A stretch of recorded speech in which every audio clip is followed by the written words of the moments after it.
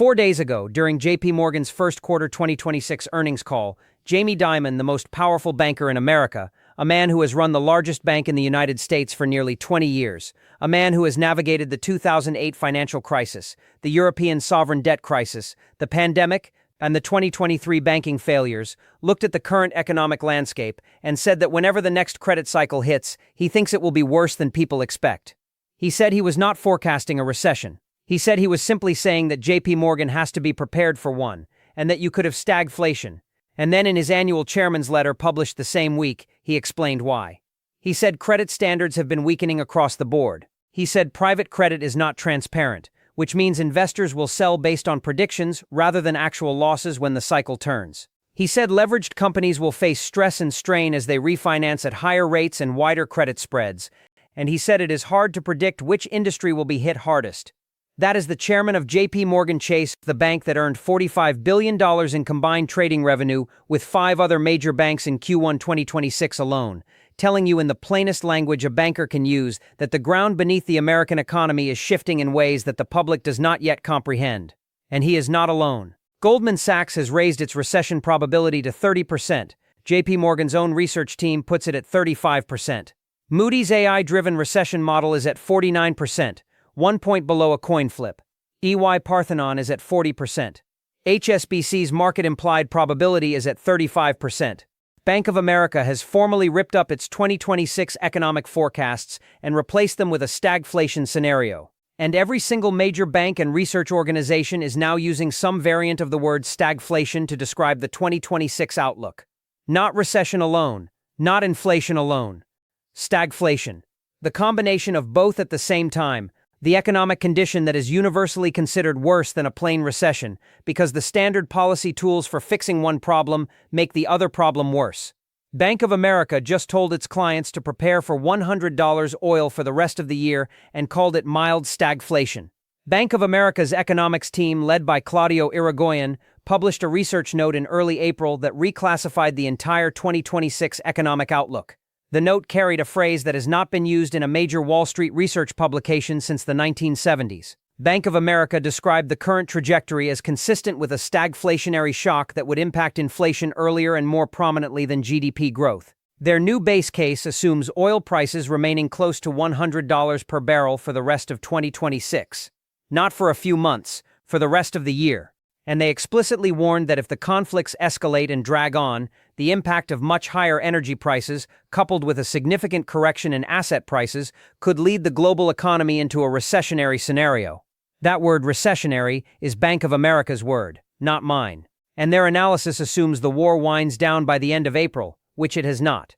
The ceasefire collapsed. The Islamabad talks failed. Trump declared a naval blockade. Iran is charging tolls of over $1 million per ship to transit what they now claim is their sovereign waterway. The war has not wound down. It has entered a new phase of sustained confrontation where both sides are entrenching rather than retreating. And Bank of America's baseline was written before that entrenchment. Their bear case, the recessionary scenario, is now closer to what is actually happening than their base case. And Goldman Sachs independently reached a similar conclusion. Goldman raised its headline PCE inflation forecast by 0.2 percentage points to 3.1% by December 2026 and reduced its full-year GDP growth estimate to 2.1%. Goldman now expects Brent crude to average $105 per barrel in March and $115 in April before retreating to $80 by year-end. But that retreat is contingent on a resolution of the Hormuz crisis within approximately 6 weeks of disruptions. That timeline has already been exceeded. The disruptions began on February 28th. It has been nearly 8 weeks. The 6-week window that Goldman's base case was built on is gone. And Goldman's analysts warned explicitly that an oil shock large enough to trigger concerns about persistent inflation would probably also cause significant economic damage and potentially a recession. The word potentially is doing a lot of work in that sentence.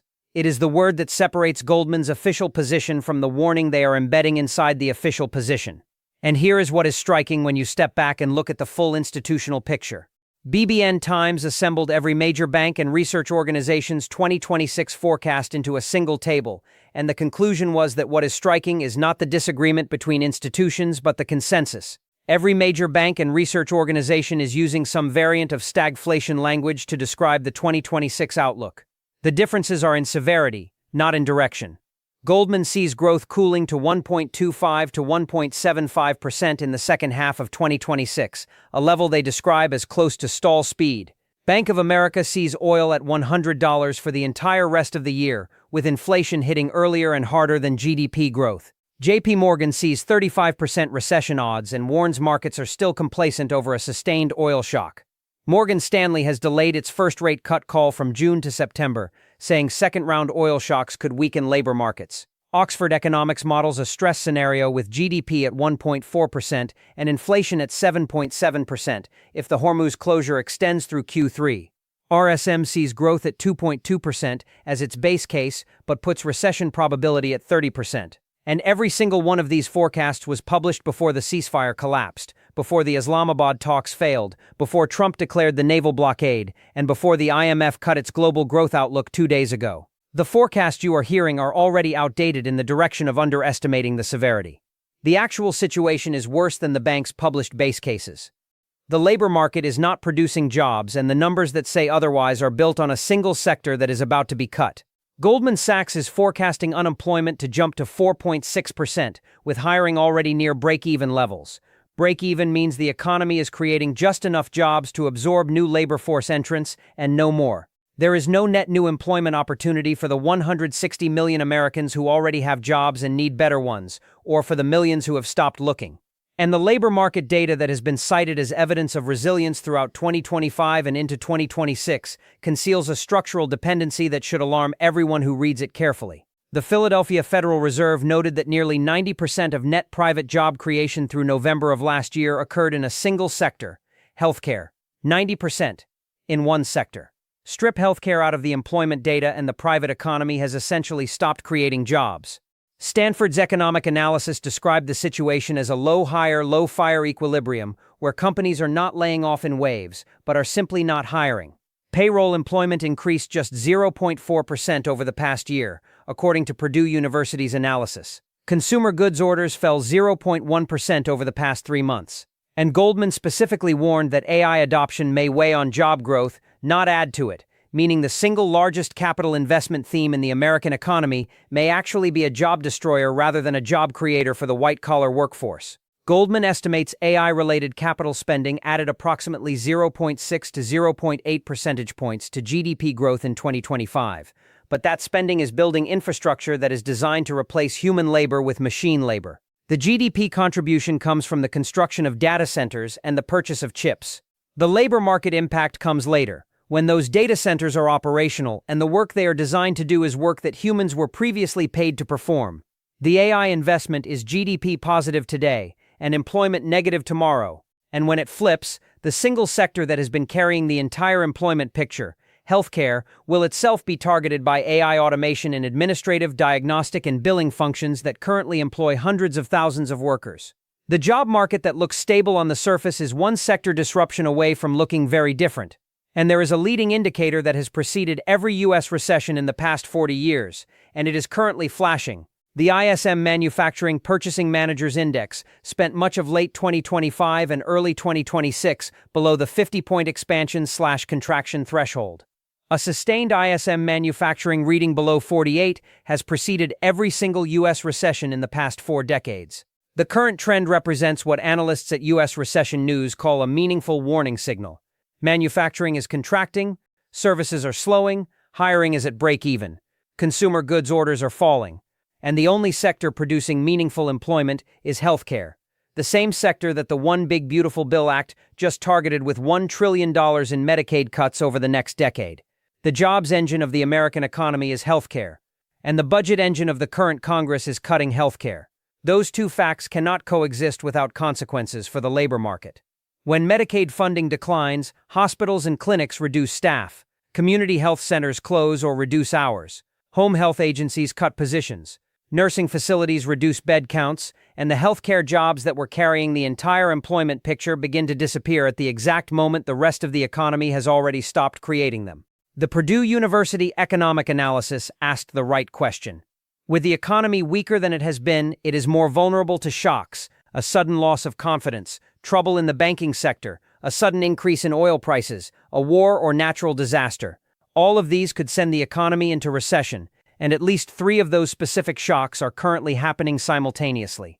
Every major bank has delayed its rate cut forecast, and the Fed is now trapped in the exact position that creates a recession. At the beginning of 2026, markets had priced in 2 to 3 Federal Reserve rate cuts by mid-year.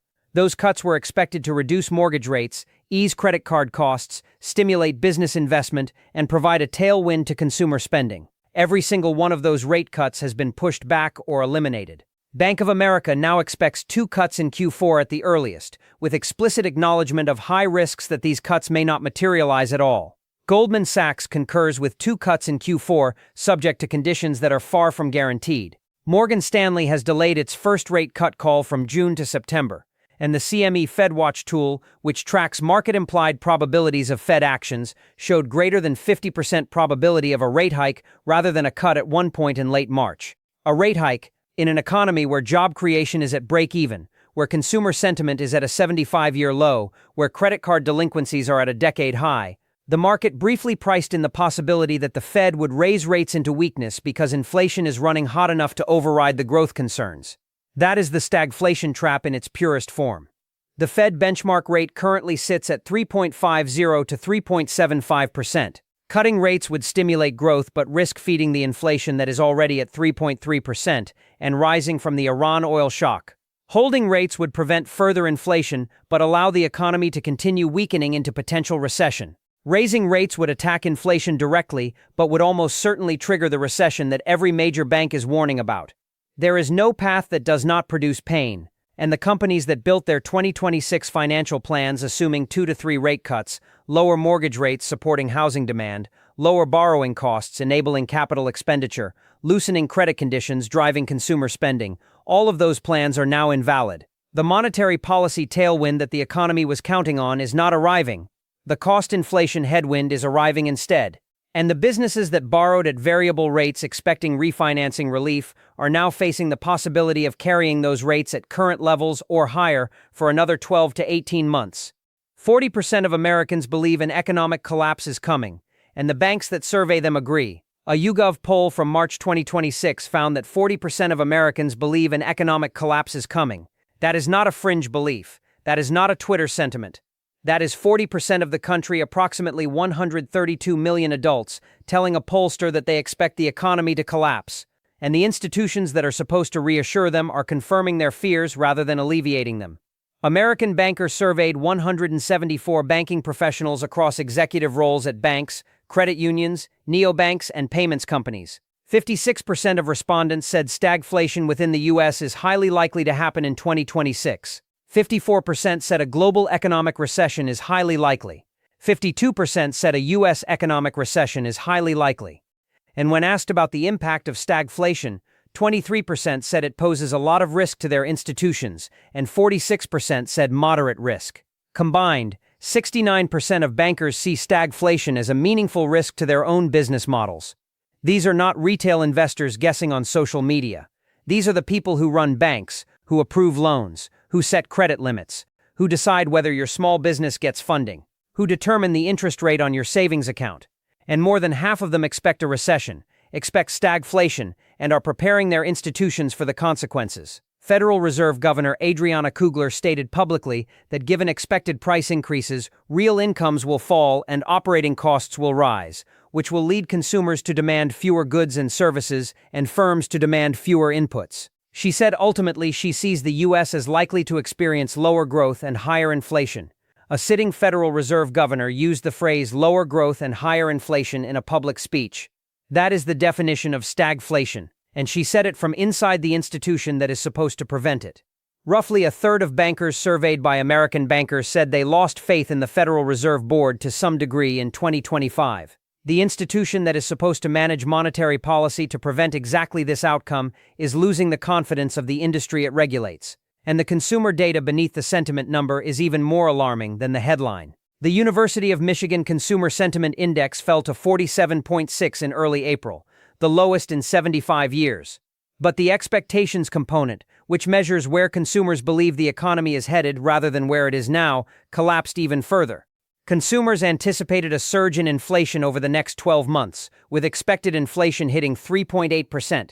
That expectation matters because it changes behavior. When consumers expect prices to rise, they pull forward purchases of durable goods before prices increase, which temporarily boosts GDP, and then cut discretionary spending aggressively, which contracts GDP in the following quarter. The spending pattern that inflation expectations create mimics the appearance of economic strength in the current quarter, while building the conditions for a contraction in the next quarter.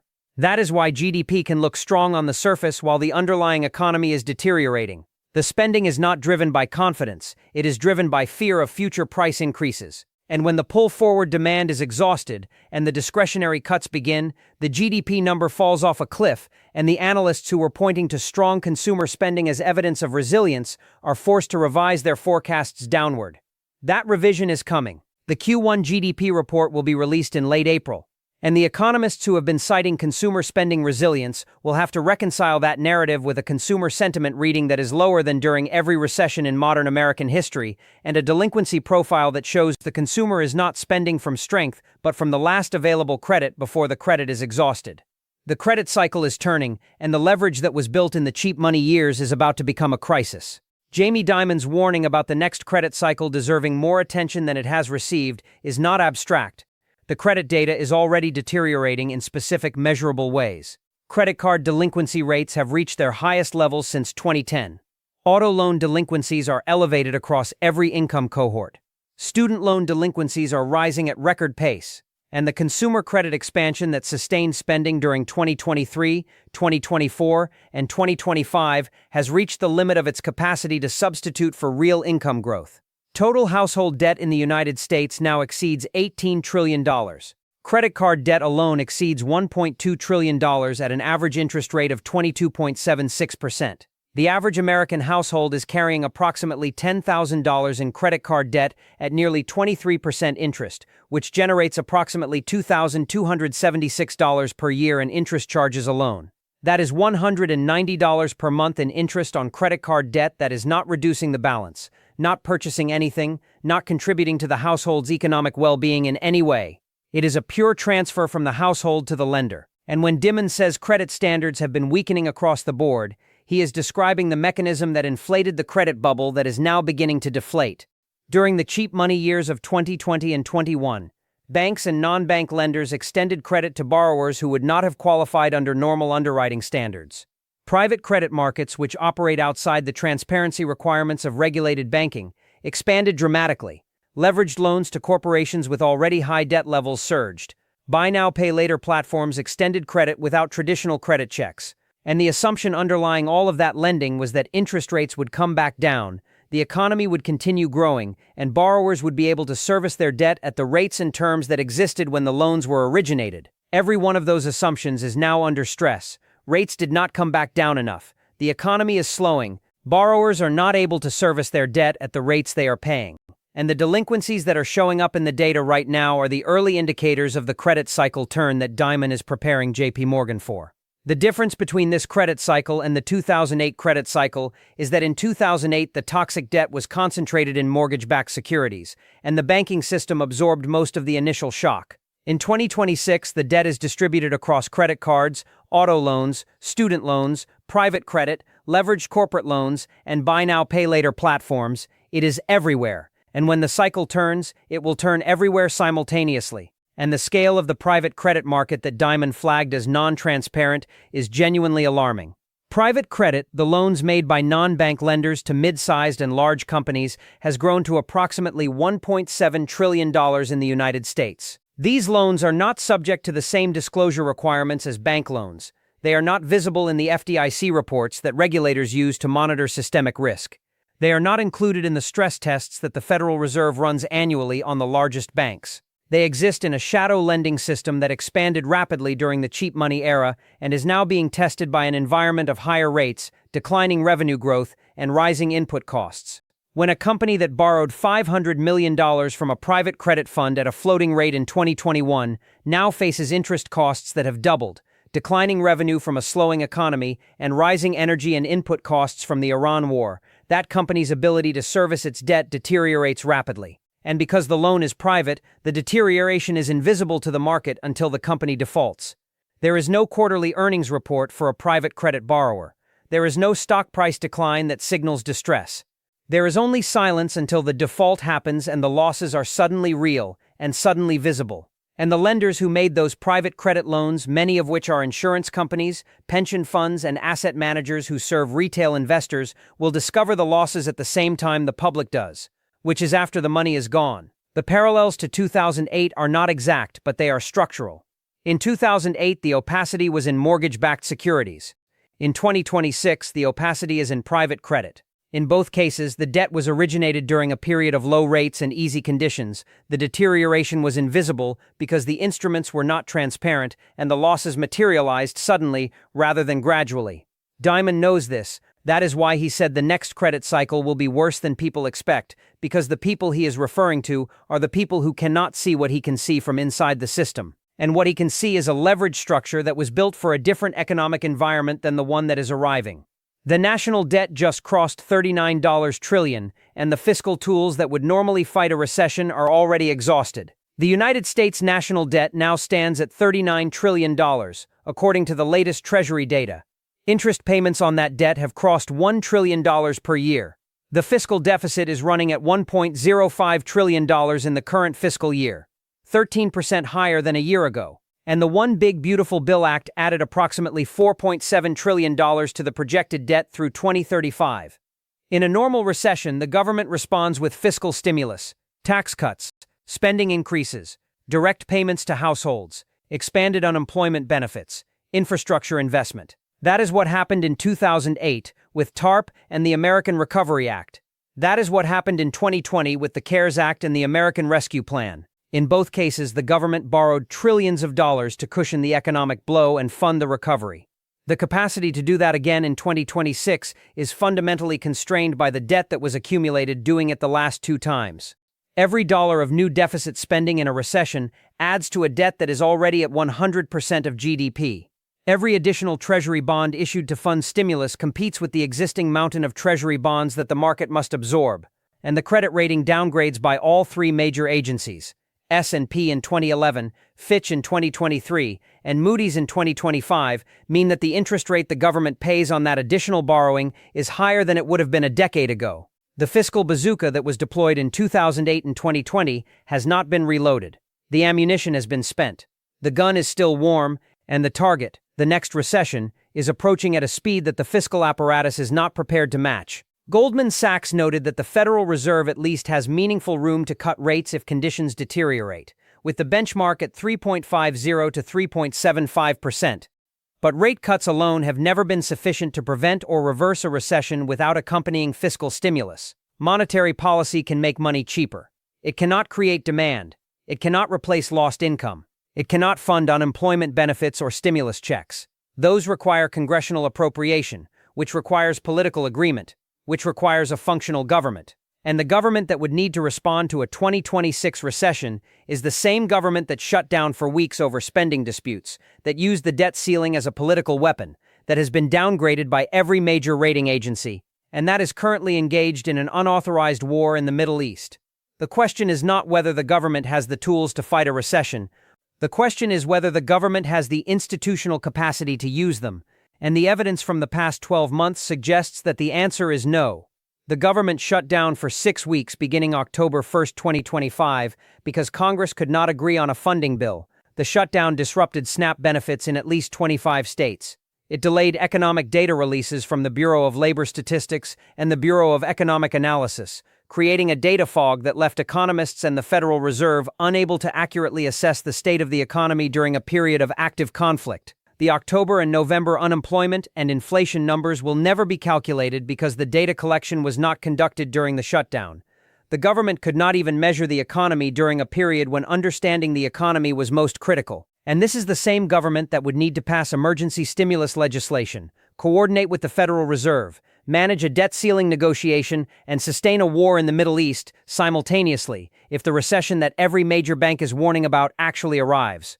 The institutional capacity to respond to a multi-front economic crisis is not just constrained by debt, it is constrained by the demonstrated inability of the legislative and executive branches to function during even a single-front crisis. Oxford Economics modeled a stress scenario for 2026 that projects U.S. GDP growth at 1.4% and inflation at 7.7%, with the world in outright contraction. That scenario represents the tail risk of a prolonged Hormuz closure through Q3 2026. The Hormuz closure has now persisted for 8 weeks. Iran is attempting to institutionalize its control of the strait through a joint maritime protocol with Oman. Trump has counter-declared a U.S. naval blockade. Neither side has a clear path to reopening the waterway under conditions the other will accept. And every week that the strait remains closed, the Oxford stress scenario becomes less of a tail risk and more of a baseline projection. At 7.7% inflation, the purchasing power of the average American paycheck would decline by approximately $4,000 per year in real terms. Mortgage rates would likely exceed 8%. Credit card rates would approach 28%. Auto loan rates would cross 12%. And the Federal Reserve would face the impossible choice of raising rates into a contracting economy or watching inflation destroy the standard of living of 330 million people. The banks are not warning you because they care about your household budget. They are warning you because they are building reserves, tightening credit standards, and reducing risk exposure in their own portfolios. When JPMorgan earns $45 billion in trading revenue in a single quarter while simultaneously telling you the next credit cycle will be worse than expected, they are not confused. They are profiting from the volatility today while positioning for the downturn tomorrow.